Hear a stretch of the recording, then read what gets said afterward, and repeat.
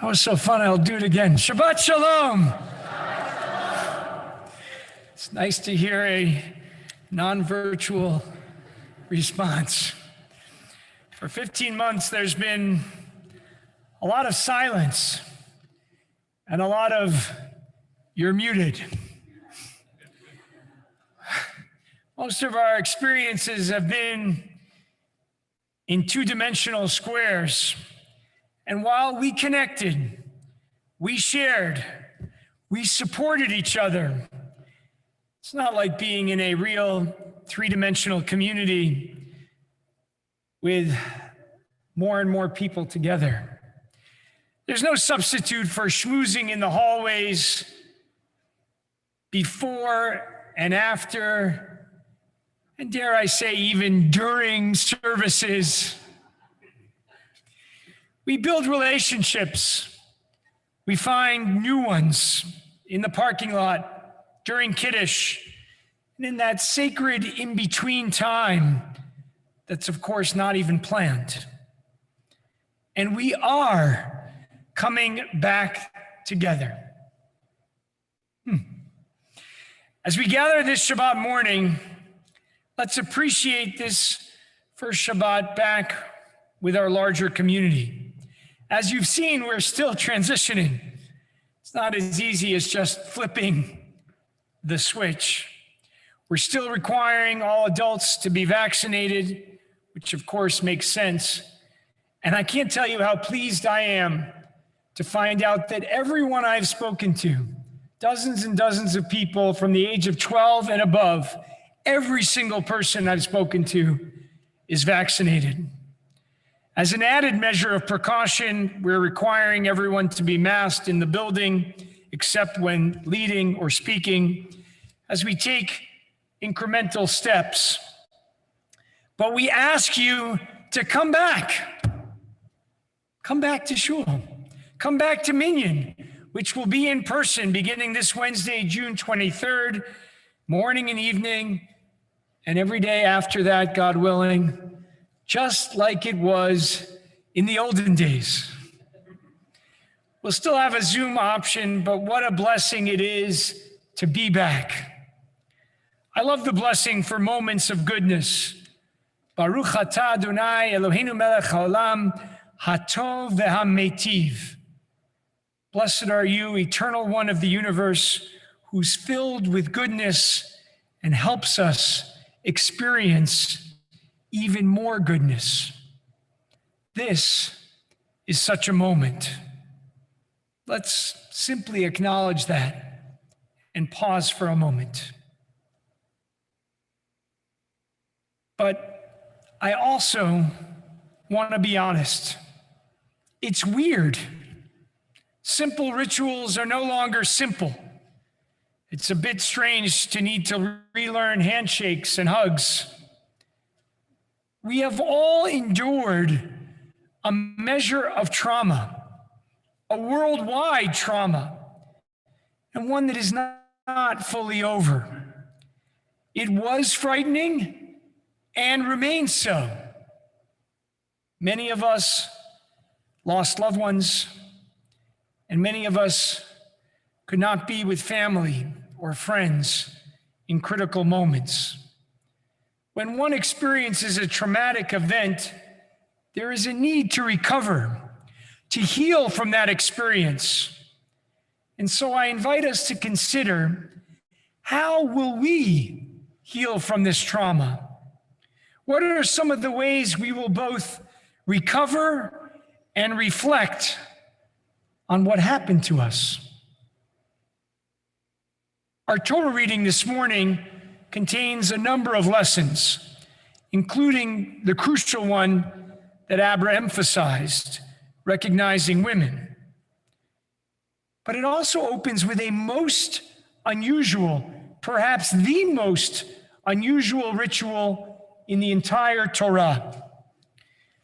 The ceremony of purifying a person with the ashes of the red heifer, a unique cow that almost never comes into existence.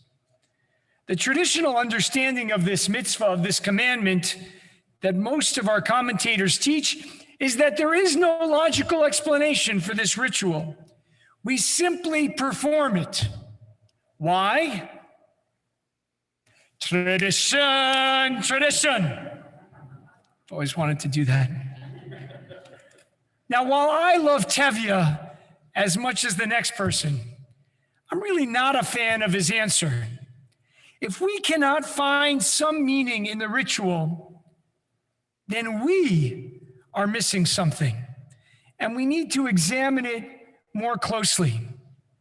In my understanding, these traditions evolved over time, and people were involved in their creation, finding them compelling, serving a need. As Rabbi Yitz Greenberg writes, this ritual was in fact fully understood in biblical times.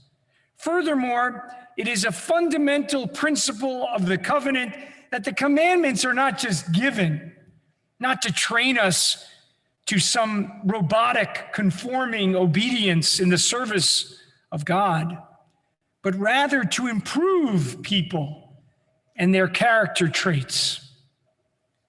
So let's look more closely at this commandment. This bizarre ritual was for someone who was impure because they came into contact with a dead body. Imagine if that happened to us.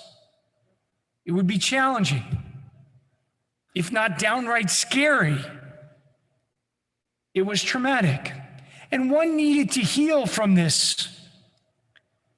It is no different today. When we experience trauma, we work, maybe with a therapist like my wife, though she doesn't see people in the congregation. We engage in rituals, be they prayer, meditation, reflection, exercise, art, yoga, etc. Some people immerse in a mikveh, a body of water, to experience a degree of healing and recovery from a traumatic event. Jacob Milgram, the great biblical scholar, points to the fact that the ritual contained blood, which is both a symbol of life and death. Just as the person experienced trauma around death, so too their healing necessitates an element of the trauma itself. Many therapists utilize a variation of the same practice today. It is by re-examining the past trauma, remembering it, and then softening its intensity that we can begin to lessen its devastating impact on us. And there is another strange aspect to the ritual. The one who performs the healing, the handler or the healer, becomes impure, while the one who is impure becomes pure.